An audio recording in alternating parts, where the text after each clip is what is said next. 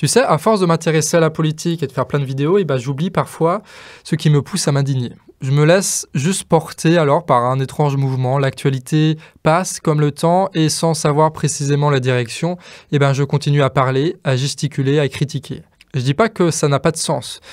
Je dis juste que aujourd'hui, ça semble étrangement froid et éloigné. La politique, elle se confond alors à l'habitude et la révolution, elle s'estompe au loin, semblable au fétiche qu'on se raconte sans vraiment y croire. Et parfois, pendant ces moments-là, t'as des sacrées mauvaises nouvelles qui sont annoncées.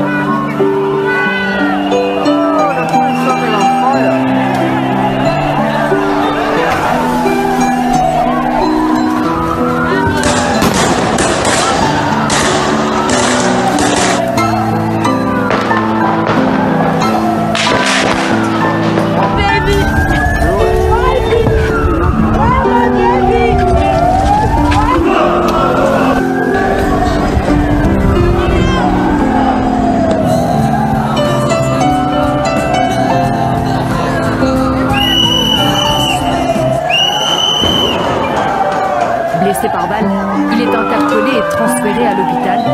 Selon nos informations, l'auteur des faits C'est ce genre de moment où tu te rends compte qu'une société en crise, elle est fragile. Elle semble sur un fil, pouvant basculer à chaque attentat, à chaque décision politique. J'ai l'impression que chaque jour qui passe nourrit en nous un imaginaire désastreux qu'on pensait réservé soit au passé, soit à la fiction. Pendant ces semaines, on se sent impuissant. Nos habitudes nous paraissent inutiles. On veut se donner de la force, mais cela fait déjà 3 fois qu'on passe la même vidéo pour se rassurer. Le temps passe et emporte un peu trop de choses avec lui pour nous laisser intacts. Le travail, le confinement, les morts, la bêtise, et voilà que l'isolement a fait son œuvre. Nous sommes impuissants. Ce qui est visible de nos yeux, c'est juste un fil d'actualité qui se déroule et qui nous annonce tout un tas d'horreurs là comme ça, sans nous offrir autre moyen de réagir que l'abattement et le désespoir. Dans ces moments, la société entière semble perdue dans la même dualité.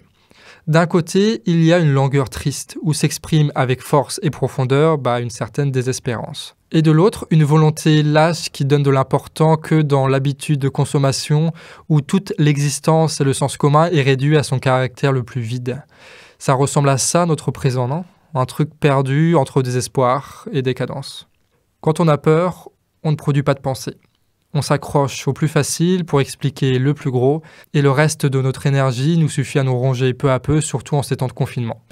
La boucle est alors bouclée, la peur est consentie, et nos gouvernants n'ont plus qu'à gouverner.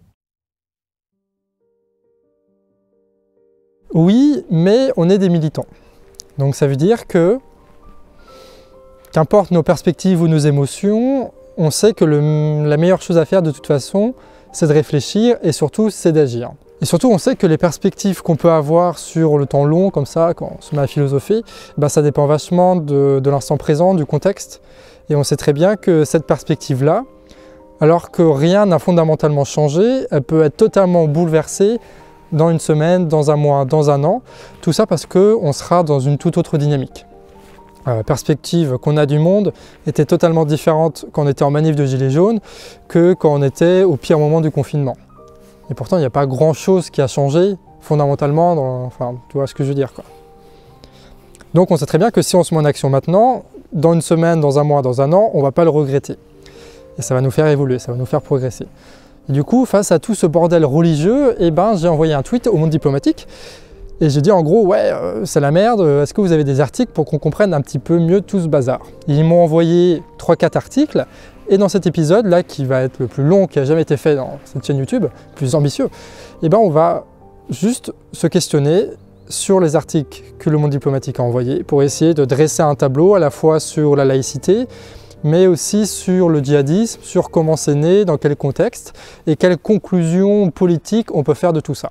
Et du coup, pour commencer, on va parler de la laïcité et de la loi de la séparation de l'État et de l'Église qui a été votée en 1905, et ça grâce à un article écrit par Alain Grèche en 2003. Et ce qui est intéressant chez lui, c'est qu'il repropose la controverse qui était à l'origine de cette loi et qui va nous permettre de bien mieux comprendre ce qui est en train de se passer en ce moment. Mais bon, forcément, pour commencer, on va causer un petit peu d'histoire. Alors vite fait, déjà en 1789, la Déclaration des droits de l'homme et du citoyen promet déjà le libre exercice du culte. Et en 1870, 1871, c'est la Commune de Paris qui est déclarée, avec la mise en place d'une véritable séparation de l'Église et de l'État et avec une véritable laïcité. Bon, évidemment, l'expérience de la Commune, elle n'a pas duré très longtemps, mais quand même, c'est encore une preuve que ce truc-là a été précurseur sur des tas et des tas de sujets. À partir de 1879, les républicains gouvernent la France. Les écoles deviennent obligatoires, publiques et laïques, le divorce autorisé, ils suppriment même le repos dominical. Ce qu'il faut savoir à l'époque, c'est que l'Église, elle était forte parce qu'elle avait une puissance financière. L'État prélevait un impôt et après il donnait directement à l'Église.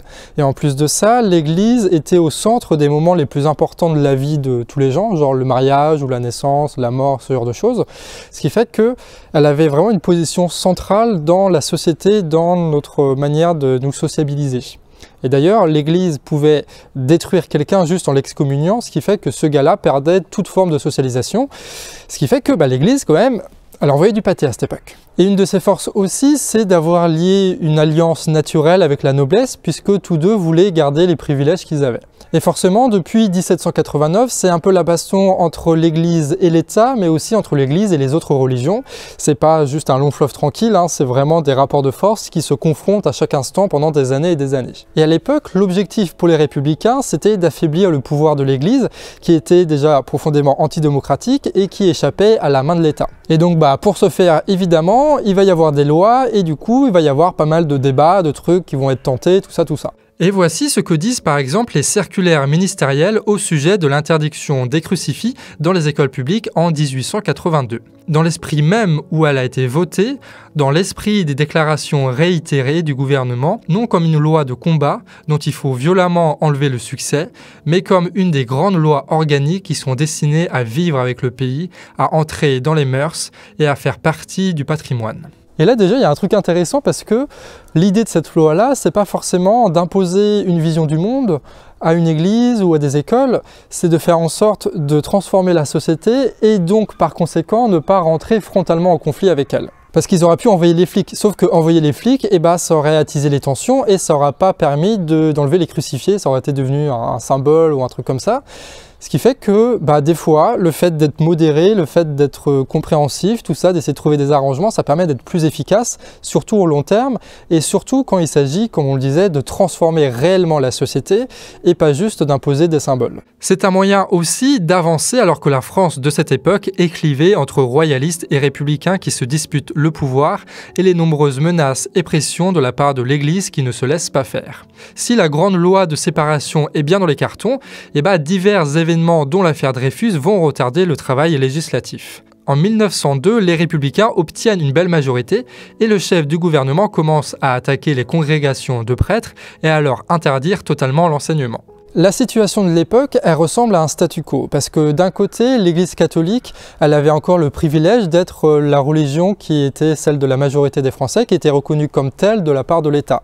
Et de l'autre côté, l'État, lui, il pouvait contrôler notamment les prêtres, les évêques, et faire en sorte que tout le catéchisme soit unifié pour que ce soit le plus facilement contrôlable. Et donc, il y avait d'un côté des choses qui plaisaient à l'Église, de l'autre côté des choses qui plaisaient à l'État. C'était un statu quo. Et là, l'idée un petit peu qui se tramait dans l'Assemblée, c'était de dire qu'en gros, si on faisait totalement la séparation, l'État perdrait tous les contrôles qu'il avait alors à l'époque sur l'Église. Et vu que l'Église, à cette époque, elle était forte, peut-être qu'elle aura profité de ce manque de contrôle pour encore plus grossir et pour gagner dans son rapport de force face à l'État. Et donc la situation à l'époque, elle disait en gros, si tu veux affaiblir l'Église, faut pas faire une séparation totale. La décision, elle sera prise lors d'un casus belli, avec notamment une histoire d'évêques républicains qui ont été virés par l'Église et une autre histoire où le journal L'Humanité a dévoilé une note confidentielle dans laquelle le Saint-Siège ne reconnaît pas l'annexion de Rome à l'Italie. La séparation est alors actée entre l'État et l'Église. Reste à savoir s'il faut laïciser l'État ou alors détruire l'Église. D'un côté, il y a Émile Combes qui veut soumettre l'Église à l'État et de l'autre, Aristide Briand, conseillé par Jaurès, qui plaide pour un compromis. Et au final, c'est Aristide Briand avec son pote Jaurès qui gagna la bataille législative. Et pour comprendre à peu près ce qui a été voté, on va lire les 2 premiers articles de cette fameuse loi. Article 1er. La République assure la liberté de conscience. Elle garantit le libre exercice des cultes sous les seules restrictions édictées ci-après dans l'intérêt de l'ordre public. Article 2. La République ne reconnaît, ne salarie ni ne subventionne aucun culte. Pourront toutefois être inscrites au dit budget les dépenses relatives à des exercices d'aumônerie et destinées à assurer le libre exercice des cultes dans les établissements publics tels que les lycées, les collèges, les écoles, l'hospice, l'asile ou les prisons. Donc l'État ne reconnaît aucune religion. C'est pas qu'elle les reconnaît tous de manière égale, machin truc, c'est que non, l'État ne reconnaît aucune religion, c'est simple, c'est clair. Et ça, parfois, il faut le rappeler dans les débats qu'il y a en ce moment dans la société française. Ce qui fait qu'automatiquement, ceux qui avaient des privilèges parce qu'ils étaient religieux, eh ben, ils perdent ces privilèges, vu que la religion n'est plus reconnue. Ce qui fait que les prêtres qui, avant, pouvaient jouir de certaines positions, ce genre de choses, bah là, perdent tout. Ils peuvent encore aller dans les institutions de l'État, mais pas en tant que religieux, en tant que citoyen. Mais le plus intéressant dans l'histoire, c'est que tout le parc immobilier est restitué à l'Église et que l'entretien de ce parc est fait par l'État. Ça veut dire en gros que l'État, indirectement, finance l'Église. Et ça, c'est quand même assez surprenant de la part de gens qui étaient socialistes, qui étaient laïcs et tout ça, et ça ressemble quand même à un gros compromis. Surtout qu'en face, il y avait des républicains qui étaient pour la séparation totale de l'Église et de l'État. Ils voulaient détruire l'Église, ils voulaient détruire le clergé. Et c'est Aristide Briand et Jaurès qui ont milité pour ce compromis. Ce qui avait du sens pour Jaurès, c'était pas forcément de contraindre la société pour qu'elle réponde à un concept idéologique, mais plutôt de la transformer pour faire d'elle une république sociale qui répond concrètement aux injustices et à la misère. La loi de séparation répondait alors à un objectif d'apaisement. Si on voulait répondre au défi social, il ne fallait pas générer une guerre religieuse en France. Il voulait promouvoir la solidarité organisée comme le ciment d'une société apaisée, plutôt que de la bâtir sur l'éternel conflit religieux qu'aurait généré une trop forte attaque contre l'Église. La voix de Jaurès, elle privilégie la question sociale plutôt que la question religieuse. Parce que la conflictualité dans une société, elle découle principalement du fait qu'il y a des injustices sociales. Et en réalité, la question religieuse n'est que l'expression de ces conflictualités et que c'est bien plus facile de répondre à des questions religieuses dans une société apaisée et sans injustice sociale. Et à la limite, une fois que ça c'est fini, on reprend la question religieuse qu'on avait mis sur pause pour essayer de la résoudre dans un contexte bien différent qu'au début. Dans cette vision, la laïcité, c'est donc un moyen pour l'émancipation et rien d'autre. Pour d'autres, et notamment notre gouvernement actuel, la laïcité ressemble plus à un argument pour créer du conflit et pour cacher la misère sociale. Un argument éthique et moral quand la politique devrait se concentrer sur le réel. Ce choix de la part du gouvernement n'est pas un hasard, parce que le chemin de Jaurès amène à une critique globale du système de domination, quand l'autre permet à un gouvernement de se renforcer pour pas cher, mais il y a là, en réalité, une trahison de l'esprit de la loi de 1905. Et ce qui est intéressant dans cette analyse historique, c'est le fait de se dire que la laïcité, en fait, elle est ultra conflictuelle. T'as pas une laïcité, t'as plusieurs visions et interprétations de la laïcité. C'est pas un programme en soi, la laïcité. Il faut dire comment est-ce que tu mets en œuvre concrètement la laïcité et dans quel but. Et cette histoire, elle met d'ailleurs en perspective ce qu'on entend peut-être un petit peu trop de la part des hommes politiques, c'est-à-dire de dire que eux, ils sont laïcs, donc ils font ça. Or, ça suffit pas de dire ça, parce que être laïque, ça peut être plein de choses à la fois. Ça peut être vraiment plein de choses à la fois. Donc, si tu veux justifier un programme par la laïcité, il faut dire quelle est ton interprétation de cette laïcité, pourquoi est-ce que tu veux mettre en œuvre la laïcité, tout ça. C'est pas quelque chose d'évident. Pour Jaurès, la question de la laïcité, elle ne peut pas se détacher de la question politique et elle prend sens parce qu'elle vient justifier un programme politique à côté. Il faut voir le truc dans son global et pas juste s'intéresser seulement à la laïcité en oubliant toutes les autres mesures économiques ou sociales qui doivent aller avec ça. Je me répète, mais en même temps, je crois que cette vision-là, elle n'est pas forcément évidente parce qu'on la voit rarement dans les médias et pourtant, elle me semble quand même hyper pertinente pour comprendre un peu tout ce bazar et pour trouver une solution surtout à tout ce bazar. C'est parce que notre génie français avait cette admirable audace d'espérance et d'affirmation dans la pensée libre qu'il s'est réservé dans la réforme afin de se conserver tout entier pour la Révolution.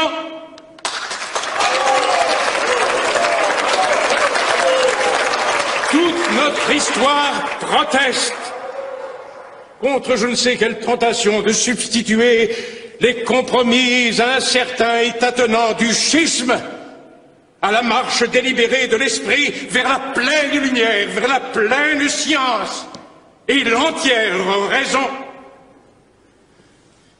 C'est sans équivoque, c'est sans ambiguïté C'est en respectant, dans la limite même de leur fonctionnement, les principes d'organisation des églises.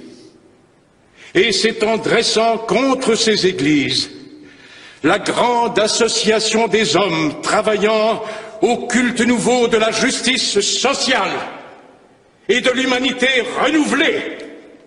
C'est par là, et non par des schismes incertains, que vous ferez progresser ce pays conformément à son génie. Bon, évidemment, la suite de l'histoire française n'a pas forcément résolu la question sociale, on l'aura deviné. Mais ça pose quand même une question qui est intéressante et que se pose le monde diplomatique dans un article qu'on va voir ensemble, c'est est-ce que le progrès social peut être corrélé, peut être mis ensemble, peut fonctionner avec la religion? Et il commence avec un bon exemple. L'Amérique latine a montré que religion et progrès social étaient possibles grâce notamment aux révolutions populaires menées de pair avec la gauche laïque et ce qu'on appelle la théologie de la libération. En gros, c'est ce que Michael Lewis appelle l'affinité collective entre le christianisme primitif et le socialisme moderne qui se sont trouvés un destin politique commun dans les révoltes latino-américaines qui ont débuté dans les années 60. Ce lien entre religion et progrès social est encore aujourd'hui bien présent dans les pays comme la Bolivie, largement chrétienne, qui a réélu récemment un président de gauche populaire et laïque. Le truc un peu chiant, c'est que il n'y a pas beaucoup d'autres exemples que ça, surtout quand on regarde sur un temps suffisamment long, on remarque que la religion va rarement avec le progrès social. En parallèle, l'article montre un autre exemple un peu moins réjouissant, celui de l'intégrisme islamique qui s'est imposé suite à la mort des mouvements progressistes, notamment menés en Égypte par Nasser dans les années 70. Un déclin qui s'est poursuivi et a accéléré au fil des guerres et des interventions étrangères. Et une des questions qu'on peut se poser, c'est pourquoi dans ces pays, le répondant religieux a-t-il été aussi réactionnaire alors que dans d'autres pays, il paraît plutôt progressiste. En tout cas, il peut paraître progressiste. Et si on analyse ça d'une manière un peu religieuse, tu conclus pas grand-chose parce que les textes, la Bible, le Coran, le machin, le truc, tu peux les interpréter de plein de manières différentes qui font que tu peux à la fois y trouver un message de guerre très réactionnaire ou un message de paix très humaniste. Et d'ailleurs, c'est là-dessus que les religions intégristes, les interprétations intégristes, et notamment au niveau de l'islam, se basent. C'est que le texte, tu peux trouver des citations, et du coup, toi, en tant qu'intégriste religieux, tu peux tout justifier grâce à ce texte. Et vu que ce texte est sacré, c'est quand même pratique pour poser les fondamentaux de ton idéologie et pour justifier à peu près n'importe quoi. Mais sauf qu'en disant ça, on ne dit pas grand-chose parce qu'on n'explique pas pourquoi la religion tend plus naturellement vers le côté réactionnaire que vers le côté progressiste. L'article montre bien que cette tendance naturelle à l'intégrisme réactionnaire ne peut se construire qu'à des moments précis où la puissance générée par la misère réelle ne peut pas être canalisée par d'autres projets progressistes. Et on parle bien là d'intégrisme, c'est-à-dire quand la religion devient la seule source du projet politique d'une nation, ce qui est la forme la plus extrême et exceptionnelle. Ce qui fait que l'islam porte en lui autant l'égalité que l'inégalité, autant la paix que la guerre, autant machin, vu que c'est une question d'interprétation. Mais c'est le contexte qui donne la nature inégalitaire ou égalitaire de l'interprétation qui va être faite sur un territoire et sur un temps donné. Et ce qu'on peut remarquer dans l'histoire récente, c'est que tu as eu un effondrement d'un socialisme laïque dans ces pays-là, ce qui fait que tu as eu beaucoup de misère qui a été générée suite à cet effondrement. Et donc, le répondant au socialisme laïque, ça a été une interprétation de la société, de la structure de la société qui est religieuse, qui est inégalitaire et qui est autoritaire. La force spectaculaire de l'islam intégriste ne doit pas nous faire oublier l'islam politiquement égalitaire, laïque et anticapitaliste, porté par exemple par le Parti communiste indonésien, l'un des plus influents du monde à son époque dans les années 60. Mais ce fut un autre intégrisme capitaliste, celui-là, qui mit fin à ce rêve par le sang. De même avec Nasser en Égypte, qui était socialiste et laïque. Mais il y a un exemple magnifique d'une réponse qui n'a pas du tout été répressive, autoritaire, réactionnaire, tout ce que tu veux, et qui est toujours aujourd'hui, même si c'est un peu plus compliqué, l'opposé le plus parfait de l'État islamique, de l'organisation État islamique. Je parle des Kurdes évidemment. Les Kurdes, c'est un peuple qui occupe un espace entre l'Irak, l'Iran, la Syrie, la Turquie, qui n'a jamais été reconnu comme indépendant et qui a été réprimé tout le long de son histoire. Ils représentent pourtant la plus belle réponse progressiste du coin. Le Rojava, par exemple, est une région rebelle et autonome au nord de la Syrie gouvernée par les Kurdes après la lutte contre Daesh. Il se dote d'une constitution démocratique appliquant le principe du socialisme autogestionnaire, adoptant la laïcité, l'égalité des sexes et même une doctrine écologique. L'importance des femmes dans la vie publique et les combats militaires est d'ailleurs prédominant et probablement unique au monde à cette échelle.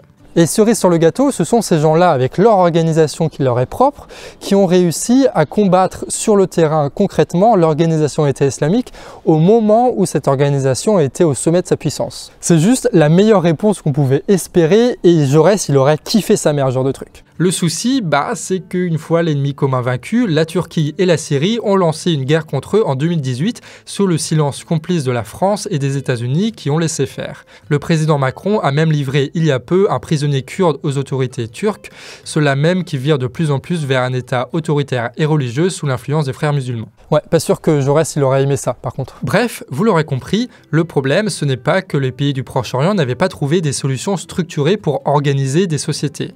C'est que ces solutions fut un adversaire idéologique d'un camp capitaliste et impérialiste, mené notamment par les États-Unis, qui préféra détruire ces organisations par tous les moyens plutôt que de voir émerger un bloc concurrent. Cela va même jusqu'au soutien et au financement de groupes comme Al-Nosra ou Al-Qaïda, qui luttaient à des moments contre un ennemi économique commun et qui aujourd'hui se propagent partout. Des guerres à répétition qui ont provoqué de nombreuses tortures et humiliations, traumatisant durant des décennies l'imaginaire des peuples. L'exemple de l'Irak, de la Libye, de la Syrie, tous détruits pour des histoires de pétrole et de souveraineté sont plus que parlants. Aujourd'hui, berceau de l'intégrisme, ils étaient hier des nations autoritaires et largement critiquables, mais c'était quand même stable et bien loin de générer autant d'intégrisme religieux et de débordements qu'aujourd'hui. Et ce n'est pas pour rien que les tarés du Bataclan, avant de tirer, ils ont prononcé un discours anti-impérialiste. L'intégrisme prend ses racines dans les guerres illégitimes, inutiles et industrielles. C'est donc pas fondamentalement un problème de religion. C'est surtout les conséquences de volonté politique, de personnes qui ont suivi une idéologie bien précise, néoconservatrice, qui fait que, on se retrouve dans cette situation-là. Le problème, c'est que nos dirigeants actuels refusent d'en assumer les conséquences et leurs responsabilités puisqu'ils continuent sur le même schéma. Et encore une fois, il y a un concept qui va vachement nous aider pour comprendre ce qui s'est passé, c'est ce qu'on appelle l'opposition structurelle. En fait, étrangement, les États-Unis ne sont pas si bien perçus dans les pays dans lesquels ils ont apporté la démocratie et parmi les millions de gens qu'ils ont mis dans la pauvreté, t'en as pas mal qui sont un petit peu rancuniers. Et du coup, l'islam intégriste, il a pu construire un discours très facilement d'opposition en se basant sur la misère réelle de tous ces pays-là, sur la pauvreté que tout ça a généré, en disant que vu que ce sont les États-Unis qui sont responsables de tout ce merdier, nous, on va s'opposer aux États-Unis, les États-Unis vont devenir notre opposition structurante, et tout ce que font les États-Unis, nous on va le faire un peu à l'inverse. Et du coup, le grand pays chrétien qui voulait apporter la démocratie, le répondant, c'est un grand pays musulman, autoritaire et inégalitaire. En gros, les multiples guerres qui ont été menées par les États-Unis ont tellement déstabilisé la société que ça a été le terreau le plus fertile qui soit pour l'intégrisme islamique et la constitution d'un État opposé. Le rejet du monde occidental comme contestation de l'impérialisme américain n'est jamais plus convaincant évidemment qu'en période de guerre.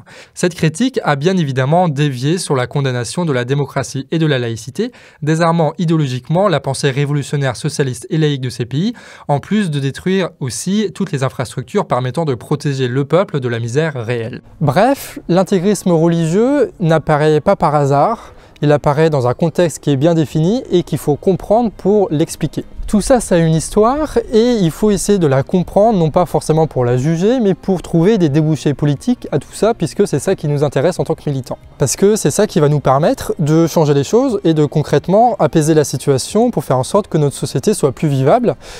Et voilà, vu que c'est ça nos objectifs, il faut se donner les moyens d'arriver à ça, tout simplement. كنا نريد فعلا مخلصين ان احنا نتعاون مع الاخوان المسلمين على ان يسيروا في الطريق الصحيح والطريق السليم. وقابلت المرشد العام للاخوان المسلمين وقعد وطلب مطالب. طلب ايه؟ اول حاجه قال لي يجب ان تقيم الحجاب في مصر وتخلي كل واحده تمشي في الشارع تلبس طرحه.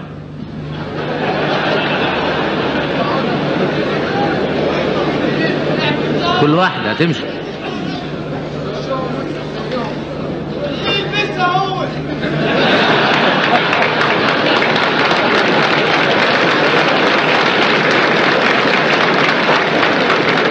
وأنا قلت لهم يعني إذا الواحد قال هذا الكلام بيقولوا رجعنا لأيام الحاكم بأمر الله اللي كان بيخلي الناس ما يمشوش بالنهار ويمشوا بالليل.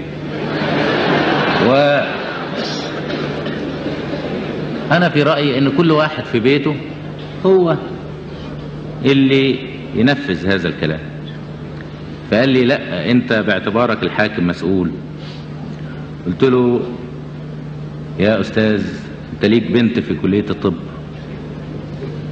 مش لابسة طرحة ولا حاجة، ما لبستهاش طرحة ليه؟ ده كنت أنت.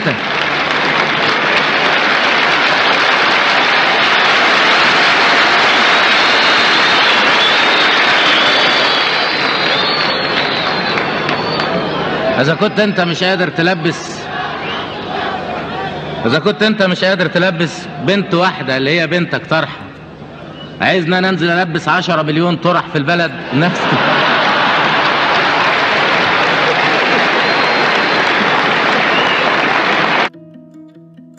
Bon, là, ce qu'on a vu ensemble, c'est ce qu'on appelle le contexte. Donc en gros, c'est quoi le bordel géopolitique qui explique un petit peu tout ce qui se passe.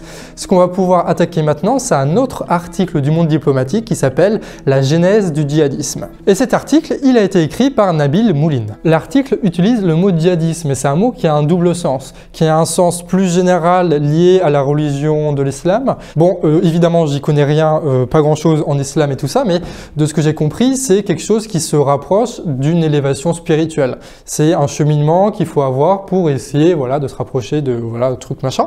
Donc c'est quelque chose de religieux qui n'est pas forcément lié à la violence ou quoi que ce soit. Mais ça n'a pas empêché qu'il y ait une dérive conceptuelle de ce mot-là et qui a été du coup réapproprié par certaines personnes pour en faire quelque chose qui ressemble du coup beaucoup plus à une guerre contre ceux qui ne sont pas musulmans, contre les infidèles. Et là pour le coup, c'est quand même un poil plus violent et ça a comme objectif dans l'interprétation qu'on va prendre durant ce développement, ça consiste à rassembler tous les musulmans dans un pays, un grand pays musulman qui s'appelle le califat et qui sera régi par la loi islamique qu'on appelle la charia, mais évidemment une loi islamique qui sera bien vénère sa race. L'un des points de départ, c'est la fin de la Première Guerre mondiale, la déstabilisation de l'Empire ottoman avec le virage laïque et occidentaliste de la Turquie notamment.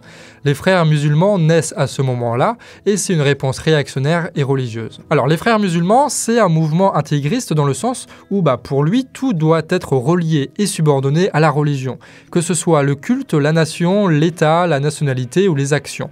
La stratégie, c'est de faire un travail par le bas et grâce à la propagande, de dépasser les écoles traditionnelles, de prendre le pouvoir dans certains États, d'établir des coopérations entre ces États pour finalement abolir les frontières et former un califat sous le règne d'une charia ultra-réactionnaire. À la base, le mouvement, il était non violent. Sauf que ils ont reçu quand même pas mal d'échecs et notamment un coup d'État qu'ils ont raté dans les années 40 en Égypte. Et ce qui fait que ils se sont un petit peu radicalisés et petit à petit, ils ont intégré la violence dans leur stratégie. En Égypte, en 1952, les frères musulmans participent à un putsch contre la monarchie, mais se détachent d'elle lorsque Nasser y donne une orientation socialiste et laïque. Quelque temps plus tard, dans les prisons égyptiennes, c'est une nouvelle idéologie qui naît, plus radicale, séparant la communauté de l'islam fondamentaliste avec le reste de la société impie et qui souhaite rétablir la souveraineté absolue de Dieu avec l'usage des armes et de la violence. C'est ce qui donna naissance au kotébisme. Il y a un troisième mouvement qui est d'autant plus intéressant qu'il est plus structuré, plus périn et sans doute plus puissant, mais surtout c'est quelque chose auquel nous, occidentaux et encore plus nous, français, on a vraiment du pouvoir là-dessus. Du coup, ça peut amener à des décisions politiques et tout ça. C'est le wahhabisme. Le wahhabisme, il est fort parce qu'il a réussi à conquérir une nation grâce à l'aide plutôt bienvenue des États-Unis durant tout le long de son histoire. Ce pays, c'est l'Arabie Saoudite. La relative stabilité politique, mais surtout l'abondance du pétrodollar, permet à la monarchie saoudienne de largement diffuser son idéologie. En Arabie Saoudite, une charia radicale est appliquée, avec des applications qui sont quand même largement extrêmes, genre du fouettage, des décapitations, la soumission de la femme et autres trucs du genre. L'implication de la monarchie dans divers projets terroristes et idéologiques lui donne le surnom de Daesh blanc, ce qui n'empêche pas le gouvernement français de vendre des armes là-bas, utilisées par le pouvoir wahhabite pour bombarder le Yémen, et créer donc encore une fois les conditions matérielles et idéologiques pour que le pire s'y développe. Et évidemment, il y a un point commun à tous ces mouvements, c'est que c'est eux qui portent la parole de Dieu. Enfin, c'est ce qu'ils pensent en tout cas, c'est ce qu'ils disent. Et ce qui fait que tous ceux qui ne suivent pas leur interprétation, leurs mouvements, leurs actions, ce sont des infidèles même s'ils sont musulmans. À tel point que l'autre n'est vu que comme un ennemi ou un futur converti, alors qu'il offre une totale loyauté sur tous les autres membres de la communauté. Ce sont donc des mouvements religieux qui s'isolent du reste du monde musulman et qui se légitiment par la critique de l'islam pratiquée par la grande partie des croyants. Cette séparation contradictoire est importante à connaître si on veut lutter contre son développement en France. C'est donc ainsi que naît l'organisation État islamique dans les prisons états-uniennes en Irak. Son idéologie ne propose rien de bien nouveau, mais s'appuie sur un fort réseau anti-chiite, notamment soutenu par l'Arabie Saoudite, mais aussi grâce au réseau noir de pétrole et de contrebande qui doivent largement circuler dans les marchés parallèles. Et évidemment, c'est pas ta grand-mère qui va acheter du pétrole, hein. Ce sont des États, ce qui montre bien que sous les tapis de différentes nations ou différentes organisations internationales, il doit y avoir de sacrées merdes quand même. Mais bon, à part ça, tu as quand même Daesh qui a perdu le gros de son territoire et c'est une des très bonnes nouvelles de ces dernières années. Par contre, ça n'a pas du tout résolu les problèmes à leurs racines, comme on disait, et du coup, forcément, le problème de l'intégrisme islamique, il reste là malgré tout. Il est peut-être moins puissant, il est peut-être moins organisé, mais rien ne nous dit que plus tard, il ne va pas prendre de la force. Bushmaster Crazy Horse 1A. You're taking him. Bushmaster Crazy Horse 1A. This is Bushmaster 7, go ahead. Roger, we have a black SUV or bongo truck picking up the bodies. Request permission to engage. Bushmaster 7, Roger. This is Bushmaster 7, Roger, engage. 1A, engage. Clear. Come on. Le djihadisme, donc, ça se raccroche vers le passé, mais c'est bien un événement contemporain. Et pour un peu mieux le comprendre, on va finir avec un article encore plus intéressant que les autres, vu qu'il va donner la parole à pas mal d'experts et il va mettre en scène leurs désaccords. Ce qui apparaît, c'est que ces idéologies d'islam intégriste se basent sur des citations du Coran pour construire quelque chose de cohérent, de convaincant pour ceux qui ne sont pas des initiés. C'est ce que nous apprend Dounian Bouzar qui a reçu des milliers d'appels de familles inquiètes de la radicalisation. L'islam est utilisé comme un outil, mais les enfants ne se radicalisent pas en allant à la mosquée. Ce ne sont pas des instruits qui vont faire le djihad. Le profil, c'est plutôt une personne qui ne parle même pas arabe et qui est issue de la seconde génération d'immigration des milieux pauvres. Autant le dire, la question sociale prédomine la question religieuse. En gros, l'islam modéré, entre guillemets modéré, enfin l'islam normal comme des millions de gens le vivent, voire des milliards de gens le vivent chaque jour, celui-là, il est en totale contradiction avec l'islam intégriste, ce qui fait qu'on ne peut pas parler d'un islam. On ne peut pas parler ou généraliser les violences d'une interprétation, tant cette interprétation-là est en contradiction et en opposition totale avec les autres. Reste le grand problème des mosquées wahhabites financées par l'Arabie Saoudite, qui annonçait récemment arrêter son soutien. Mais est-ce qu'il faut les croire? J'en sais rien. En tout cas, ça reste l'un des plus grands scandales politiques de ces dernières années. Marc Trévidic, lui, il souligne le fait qu'il y a quelque chose de très révolutionnaire dans le fait de faire le djihad ou le truc comme ça. C'est une révolution évidemment qui est conservatrice, qui est inégalitaire, qui est pas notre révolution à nous, mais ça explique pas mal le comportement et comment est-ce qu'ils peuvent s'opposer à l'ordre établi et comment ce truc-là est en fait une réaction plutôt qu'une action. D'autant que l'histoire coloniale française permet de donner de la légitimité à ce genre de récit. Sans parler d'histoire, genre Chevènement qui est nommé à la tête de la Fondation pour l'Islam, ce qui rajoute encore une couche d'humiliation et d'infantilisation qui va ensuite renforcer les pires discours. Mais le djihad pousse aussi de nombreux jeunes à l'aventure et à une débauche qui est assez peu religieuse, faite de filles, d'alcool et de drogue, puisque les combattants de l'organisation État islamique ne renoncent pas au péché. Alors la frustration sexuelle en France peut devenir un moteur pour aller se marier en Syrie. Face à la critique occidentale et d'un islam institutionnalisé, l'intégrisme arrive à structurer une pensée et à fournir une voix, un avenir et un imaginaire plus que valorisant et puissant, d'où la détermination de ses membres. Ainsi, les jeunes adoptent des codes et intègrent une communauté, ce qui offre une arrogance, une confiance et un moyen de mépris qui lui permet de surmonter le rejet initial. Ce mépris total de la société occidentale, elle est née à la base d'un rejet qui est ressenti par ceux qui se radicalisent. Il y a donc bien une cause politique à tout ce bazar. Bon, ce qui semble se dessiner, c'est donc la nécessité d'aller à la cause des causes et de répondre aux problèmes religieux en essayant d'étouffer au maximum ce discours religieux intégriste qui prend de la force, non pas parce qu'il est beau en soi, parce que c'est pas franchement un bel idéal de vie qui est développé par l'organisation État islamique, hein. C'est pas ouf quand même, c'est pas super jouissant, mais vu qu'il est inscrit dans un contexte historique, politique, géopolitique, économique, eh ben ça fait sens, ça prend force. Et si tu veux résoudre à la base ce problème-là, eh ben il faut décrédibiliser au maximum le discours en coupant sa racine. Donc il y a évidemment là-dedans la prédominance de la question géopolitique. Mais il y a aussi une autre qui est intéressante, c'est que dans notre pays à nous, au niveau de l'intégration, il y a sans doute beaucoup de choses à faire, mais plus globalement, il y a peut-être essayer de trouver un autre sens à notre civilisation, à notre société, que l'accumulation de marchandises ou que l'exploitation par le travail. Le fait qu'il n'y ait rien d'autre que ça qui se dessine et qu'il y a un peu un nihilisme de consommateurs qui se développe de plus en plus, eh ben ça arrange pas les choses. Et je pense que ce serait vraiment gagnant-gagnant que d'arranger ce problème-là. Et ça, c'est un peu la technique de Jaurès, c'est-à-dire de laisser la religion à sa place et de se concentrer sur les injustices sociales, puisque ce sont elles qui sont à l'origine des troubles qui s'expriment à travers la religion. La solution, c'est se concentrer sur ce qui fait sens commun, et pour Jaurès, c'est la République sociale. Et tout ça, loin du rejet, loin du ressentiment, et loin de toutes ces causes qui provoquent énormément de malheur, et notamment l'islam radical. Et je dis pas que ça va tout résoudre. Mais c'est peut-être une solution qui est un peu plus viable et un peu plus intéressante et un peu plus recherchée que ce qu'on a en ce moment. Surtout qu'une fois qu'on aura réglé tous ces problèmes, eh ben le reste va être quand même un peu plus simple à gérer. Pierre Puchot propose, lui, des solutions politiques aux problèmes du Proche-Orient et à la fin des interventions militaires occidentales qui font le lit de la propagande djihadiste. La victoire militaire annoncée contre l'organisation État islamique, bien que ce soit une super nouvelle, eh ben ça réglera pas grand-chose. Il faut assécher la production idéologique des djihadistes.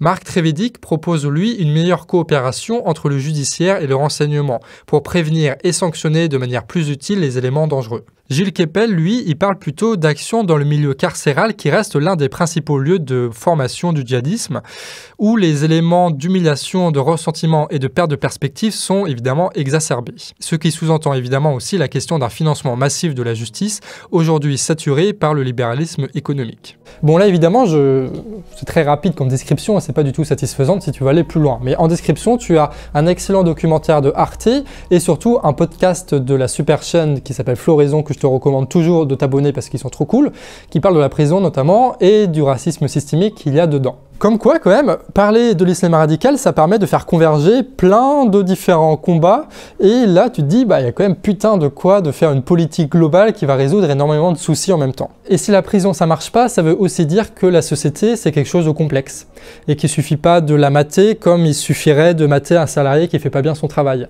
Là, ce sont des choses qui sont complexes, qui ont plusieurs causes, qui ont plusieurs conséquences. Et bah, peut-être, c'est une théorie, je ne sais pas si tu seras d'accord, mais peut-être que gouverner la France n'est pas à la portée de n'importe quel énarque. Et encore, là, je ne parle pas des banquiers. Dans ce contexte, l'usage de la force ne se justifie pas aujourd'hui. Il y a une alternative à la guerre, désarmer l'Irak par les inspections. De plus, un recours prématuré à l'option militaire serait lourd de conséquences. L'autorité de notre action repose aujourd'hui sur l'unité de la communauté internationale. Une intervention militaire prématurée remettrait en cause cette unité, ce qui lui enlèverait sa légitimité et, dans la durée, son efficacité. Monsieur le Président, à ceux qui se demandent avec angoisse quand et comment nous allons céder à la guerre, je voudrais dire que rien, à aucun moment, au sein de ce Conseil de sécurité, ne sera le fait de la précipitation, de l'incompréhension, de la suspicion ou de la peur. Dans ce temple des Nations Unies, nous sommes les gardiens d'un idéal. Nous sommes les gardiens d'une conscience. La lourde responsabilité et l'immense honneur qui sont les nôtres doivent nous conduire à donner la priorité au désarmement dans la paix. Et c'est un vieux pays, la France, d'un vieux continent comme le mien, l'Europe, qui vous le dit aujourd'hui, qui a connu les guerres, l'occupation, la barbarie. Un pays qui n'oublie pas et qui sait tout ce qu'il doit aux combattants de la liberté venus d'Amérique et d'ailleurs, et qui, pourtant, n'a cessé de se tenir debout face à l'histoire et devant les hommes. Fidèle à ses valeurs, il veut agir résolument et avec tous les membres de la communauté internationale. Il croit en notre capacité à construire ensemble un monde meilleur.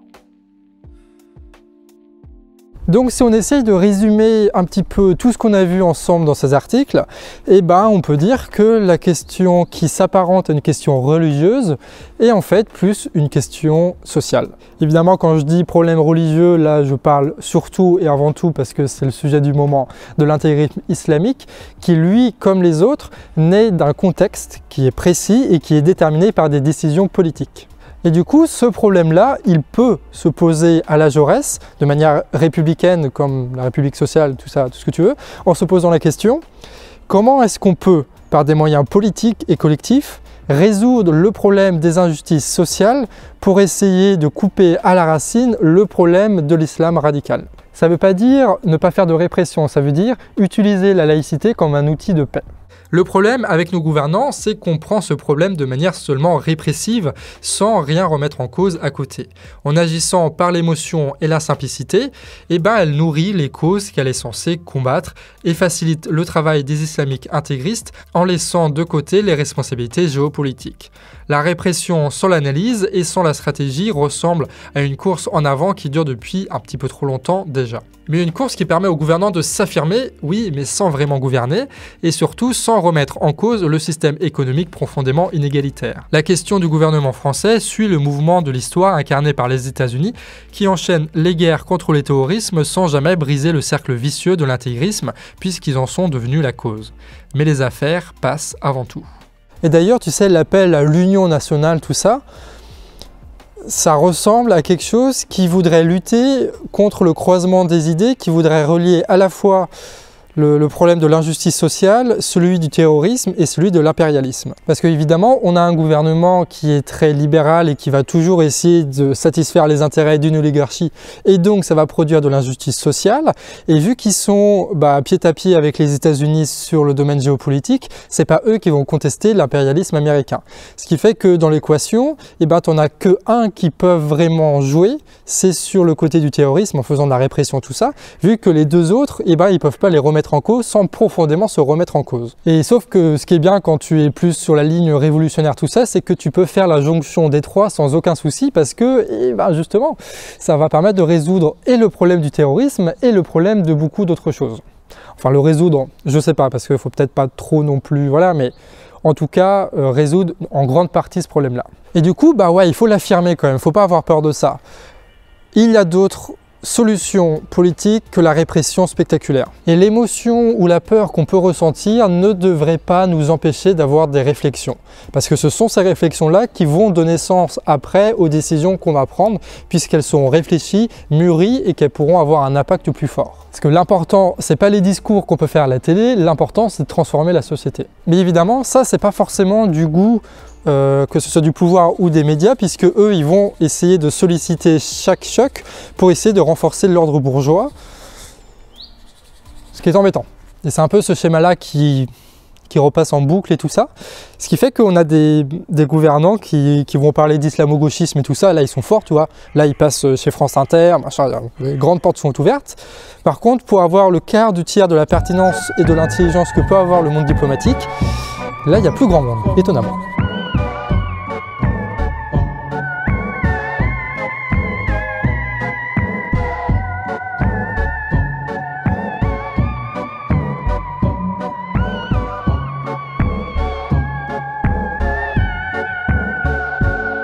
Après avoir dit tout ça, c'est quand même toujours un peu le bordel, on est d'accord. Et tout ça ne répond pas non plus à la question de départ, que faire face à ce qui nous dépasse ? Parce que oui, ça nous dépasse, ce genre de choses, il faut juste l'accepter. Le problème, c'est qu'on essaye de calquer le délire libéraux, tu sais, de l'individu qui doit forcément s'accomplir de lui-même et agir de sa propre initiative, tout ça, et du coup, forcément, tu tombes dans une impasse qui est aussi puissante que grossière. En vrai, à part quelques exceptions près, il n'y a pas d'œuvre individuelle quand il s'agit de l'histoire humaine. Parce que la société n'est pas une entreprise. Elle est le fruit d'un rapport de force entre tout un tas de mouvements qui sont contradictoires, qui peuvent être géopolitiques, sociaux, religieux, conscients ou non, et qui agissent en permanence. L'histoire humaine n'est pas le fait d'individus ou d'idées. Elle est le fruit du mouvement social et de ses contradictions. Et ça, ça change tout quand même, parce que si tout est un choix individuel, tu as 7 milliards d'individus à convaincre. Et quand on parle par contre du mouvement social, eh ben, tu as des dynamiques à observer, à comprendre pour ensuite t'organiser et influencer sur les forces en jeu. Tu n'agis plus en tant que citoyen, mais en tant que membre de ce nouvel acteur politique qui renverse le gouvernement et fait peur aux oligarques, j'ai nommé le peuple. La réponse au désordre global, c'est l'organisation de l'action collective. Et c'est à ça que me fait penser un peu le monde diplomatique, et c'est pour ça que je vous rabâche avec ça. C'est que, avec l'analyse et la réflexion, tu peux passer de l'émotion à un projet politique concret. C'est seulement avec la pensée et en essayant de se soustraire au maximum à la peur, pas forcément à l'émotion, parce qu'il ne faut pas non plus être des machines ou des robots, ou des trucs comme ça, mais au moins se soustraire à la peur pour pouvoir agir avec stratégie, de manière un peu cohérente, et surtout en cherchant des effets réels et pas des effets spectaculaires. On ne cherche pas, nous, des annonces fortes, on s'en fout de ça. Ce qu'on veut, nous, ce sont des résultats forts. Et à mon avis, c'est cette prise de recul-là qui est la vraie radicalité, ou qui devrait être la définition de notre radicalité révolutionnaire à nous. Ça ne veut pas dire pour autant que tu ne vois pas tout le désespoir ou le côté un peu tragique de la situation, machin, c'est pas cool quoi. C'est juste que tu te mets à affronter cette situation pas cool, que tu t'armes pour pouvoir avoir un débouché quelque part. C'est comme ça qu'on reconnaît un militant, c'est la volonté, quoi qu'il arrive, de changer les choses, même si ça a l'air désespéré comme situation. Bref, face à la peur et à l'isolement et à la solitude, il faut opposer l'intelligence. C'est la meilleure façon de se sortir de ça, et en plus de ça, c'est la manière la plus stylée, la plus noble et la plus élégante. Ce qui fait quand même pas mal de qualité. Et d'ailleurs, il te suffit de regarder en commentaire pour voir que tu n'es pas tout seul à ressentir quelque chose d'à peu près équivalent, voilà, qui est dressé de manière un peu grossière là, mais on n'est pas seul à ressentir ça, et il y a plein de gens avec qui on devrait discuter, et on devrait prendre le temps de discuter pour pouvoir enrichir notre pensée, enrichir notre réflexion, sauf qu'on ne prend pas le temps, sauf qu'on ne sait pas vraiment faire, parce qu'on n'admet pas forcément discuter avec quelqu'un qui est en désaccord avec nous, ce qui est bien dommage, surtout sur des sujets sensibles, ce qui est doublement dommage. Et avoir ce genre de pensée, de réflexion, c'est quand même mieux que de rabâcher, de désespérer tout seul derrière son ordinateur. Et je dis pas ça par rapport à toi, je dis ça surtout par rapport à moi. D'où l'importance de donner de la force, de donner de la puissance, de donner de l'audimat à des médias qui valent le coup et qui nous prennent pour des gens intelligents et qui nous rendent intelligents. Je pense au monde diplomatique évidemment, je pense à Floraison et à toutes ces mouvances-là, cette mouvance médiatique qui essaie de faire réfléchir les gens et pas forcément de les faire réagir. Parce que sans ces médias et sans cette approche-là, eh ben, on ne va pas pouvoir faire grand-chose. Ce genre de choses sont absolument indispensables, et une de nos réussites futures va dépendre de notre capacité à médiatiser à fond ce genre de démarche. Et d'ailleurs, il faut le faire de manière abusive, hein, je tiens à ce mot. C'est-à-dire qu'il ne faut pas juste partager à ses potes, il faut partager de manière abusive. Il faut aller au-delà de ce qui est convenu, parce que on voit bien que nos partages convenus, ça ne permet pas de briser le mur médiatique qui est aujourd'hui encore dominé par ces entreprises qui sont possédées par des milliardaires. Et ça peut changer assez rapidement. On l'a d'ailleurs vu avec Hold Up, hein, c'est-à-dire que le fait de partager de manière abusive quelque chose, ça marche, ça a des résultats. Et Hold Up, c'était pas forcément le meilleur des films pour faire ça, mais en tout cas ça a montré que ça fonctionnait, et du coup à nous peut-être de le faire pour quelque chose qu'on estime avoir plus de valeur. Sur ce, amis réfractaires, en tout cas c'était un plaisir de faire cette très longue vidéo. J'espère que ça vous a plu, enfin surtout que ça vous a été utile. On a abordé beaucoup de sujets différents que je maîtrise pas forcément parfaitement dans tous ces aspects, du coup j'ai peut-être dit quelques bêtises. J'ai peut-être répété certaines choses, peut-être que je ne suis pas allé assez en profondeur dans certaines autres, parce que comme je le disais, j'ai beaucoup de biais, et le principe même de cet épisode qui est basé sur le monde diplomatique, il inclut de fait des biais. Et du coup, n'hésite pas à enrichir la réflexion par commentaire. Voilà. Et surtout au niveau du ton, j'ai essayé de faire un truc un peu plus posé. Je ne sais pas si c'est mieux ou pas, surtout sur un format long comme ça. N'hésite pas à me dire en tout cas, parce que ce genre de vidéo, ça risque d'arriver plus souvent sur cette chaîne-là. Donc on va passer d'un mode où on produit beaucoup de vidéos à on va essayer de produire un peu moins de vidéos, mais de meilleure qualité, mieux écrites et mieux posées comme celle-ci. Et sinon, ici, on est à la fonderie de Servan-sur-Vilaine. Voilà. Voilà, c'est plutôt stylé. Des bisous, à la prochaine, et puis voilà. Prenez soin de vous.